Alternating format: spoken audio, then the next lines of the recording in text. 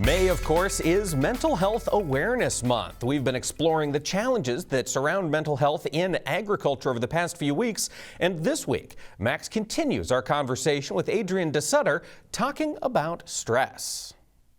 Yeah, I think most of us assume, Mike, that the times when mental challenges are most prominent in the farming community would parallel those times when the ag economy is under pressure. That certainly makes sense, and that is indeed one of those times when farmers are hurting. But Adrienne Desutter points out that even when prices are elevated, there can be plenty of stresses, mental stresses on farmers too. You know, money is tough to talk about, isn't it? Especially on a farm family where, again, it's kind of a hush-hush thing that we don't talk about with other families. But when it comes to mental health and agricultural, there is always going to be stress. It doesn't matter if there's money there or not. You know, we live a life that's a little bit isolated, so we lack some connection sometimes. We have those family issues when you're working closely with your family that you're going to have stress about. We always have the idea that we have to live up to the generation before us, or if you're a new farmer, you know, that idea that you took all of this risk. What happens if it doesn't work? So the stress is just part of the lifestyle, and we need to keep it in control. But when it comes to finances, even when things are going well, when your markets are looking good, there's still that guilt sometimes, or that worry sometimes, like, well, maybe I shouldn't have sold early, or how long should I hang on before I sell?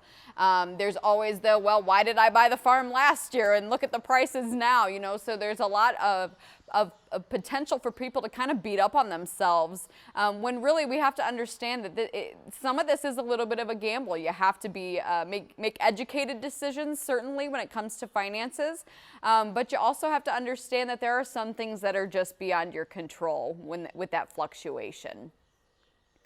We have to be mindful too, don't we, Adrienne, about airing our family dirty laundry out among others. And I say this because I think of all generations, maybe we're susceptible to this.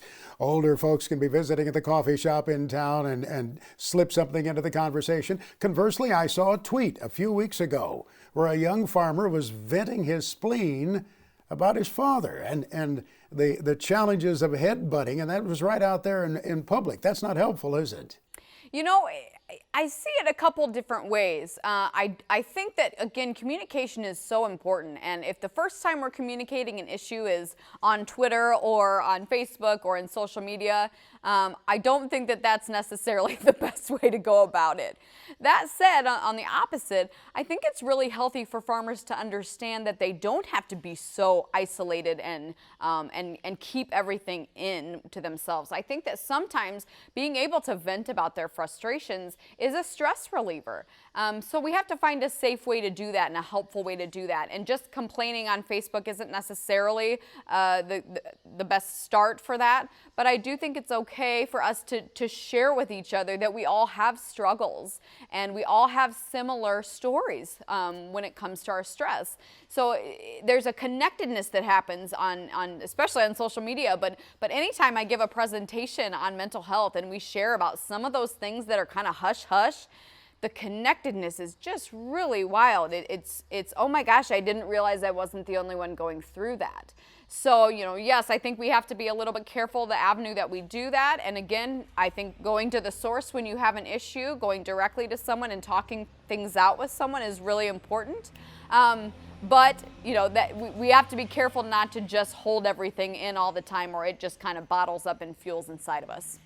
Adrienne said quite often a farmer wants to be helpful. They want to reach out somehow, but they don't know how to go about it. She said, you don't have to be a doctor. You don't have to be a therapist to be helpful to a farmer friend. Just let them know that you're there to be a listening ear, Mike. Thank you, Max. That is great advice. We're there to be a listening ear to our friends in need.